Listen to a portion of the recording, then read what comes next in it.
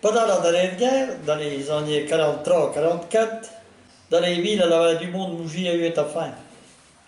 Elle avait de Lyon, de Dijon, même de Biépiloué pour se ravitailler.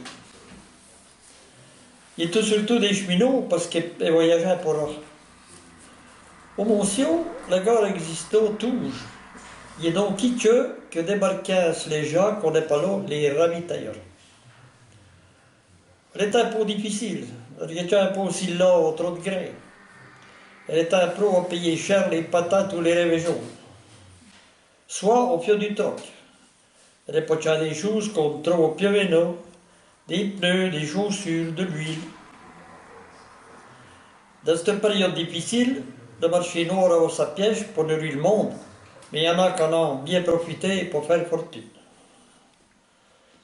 Cette période de commerce bizarre a fait faire des connaissances que sans vite virer en amitié. Et ça enchaîne les privations. On en a vu revenir longtemps après hier pour nous bailler des coups de main pendant les gros travaux. On traîne qu'au de Noah, on se rebalance les mauvais moments.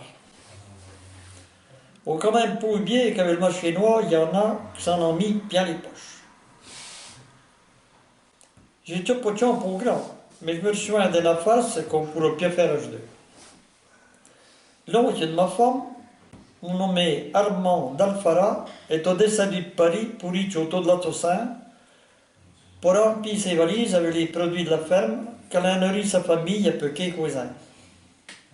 Il est un grand costaud, planté et peintre de métier, qui a beaucoup de boulot, mais qui tombe tout poché sur la boisson, surtout sur le ricard. Après avoir passé 2 jours à la ferme, après avoir dû visiter plus près de la famille, il fallut son envie de reprendre le train pour rentrer à la capitale.